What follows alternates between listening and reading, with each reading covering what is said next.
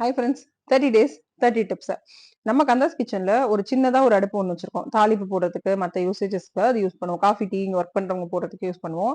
ஒரு 10 inch burner, 12 inch burner, 16 inch burner, 20 inch பர்னர்னு சொல்லி தேவைக்கு தகுந்த மாதிரி ஒரு ஒரு அடுப்பா அப்கிரேட் பண்ணி கொண்டு வந்தோம். இப்போ ஒவ்வொரு நாளுமே சமைச்சு முடிச்ச பிறகு அடுப்பு கிளீன் பண்றது, வாஷ் பண்றது இந்த மாதிரியான வேலைகள் இருக்கும். கேரியர் ஈரமா இருந்ததுன்னா கிளீன் பண்றது, துடைக்கிறது இந்த மாதிரியான ஒர்க் வந்து கந்தாஸ் கிச்சன்ல ரெகுலராகவே நடக்கும்.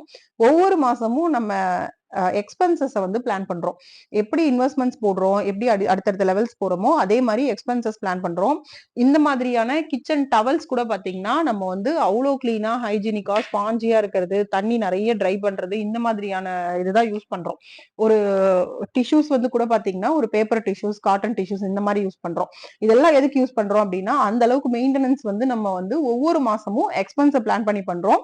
கிச்சன் கிளீனா இருக்கணும், ஹைஜீனிக்கா இருக்கணும்னு நினைக்கிற ஓனர்ஸ் வந்து கண்டிப்பா இந்த எக்ஸ்பென்சஸ் எல்லாம் பேர் பண்ணி தான் ஆகணும். தேங்க்யூ.